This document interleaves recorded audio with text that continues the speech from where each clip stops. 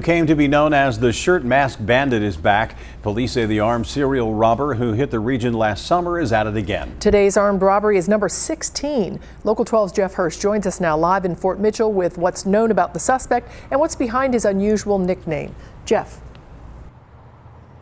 Well, good evening. Speaking of what's behind me, a Shell station. That one was hit on Friday, and we thought, all right, that's maybe something that's going on, but we later found out today this is kind of the tip of the iceberg. There was another one today at Fort Wright, a total of 16, but the best clues may have come from that one back there from that Shell station.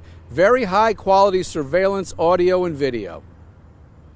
At first, it seemed like just another customer. How you doing today? Hey, how's it going? But things changed quickly here at the Shell station on Buttermilk Pike Friday in Fort Mitchell, a robbery. We're fortunate that the video quality from this gas station is good quality video, which, as you said, is rare. Audio is even more rare. And the audio from this footage is good as well. We've taken out the robber's profanities. Give me the money right now. Give me the money out of the register. Let's go right now. Hurry up. Let's go. Hurry up. Come on. Hurry up. The whole thing lasted about 20 seconds, and it's happened in northern Kentucky before a lot.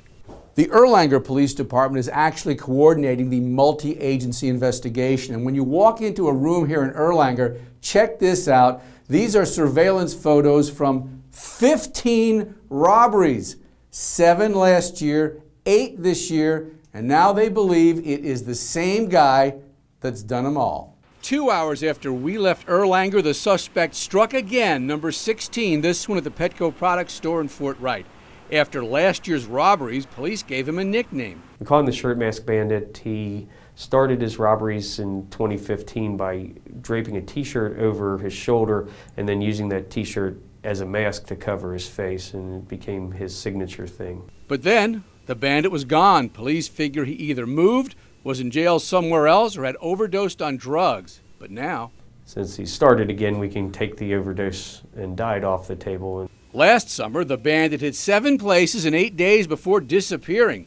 This year so far, it's 9 places in 2.5 weeks, always either brandishing a gun, showing it in his waistband, or claiming to be armed. It seems to have that degree of desperation that would suggest to me that he's supporting a drug habit. Yeah, and that desperation certainly makes this a desperate situation if this guy is having a gun and just going from place to place. And speaking of place to place, this Shell station was hit on Friday. It was also hit in that spree a year ago. Same guy, same clerk behind the counter. Live in Fort Mitchell, Jeff Hirsch, Local 12 News. Back to you. What a terrible coincidence, Jeff. Thank you. And although the suspect hides part of his face with a shirt, here's the best description we can give you so far. He is a white man in his late 20s, about 6 feet tall, thin to average build, but somewhat muscular, some facial hair, but not a full beard. If you can help catch the Shirt-Mask Bandit, call Crime Stoppers, and that number is 352-3040. You could be eligible for a cash reward if your tip leads to an arrest, and you can remain anonymous. Jury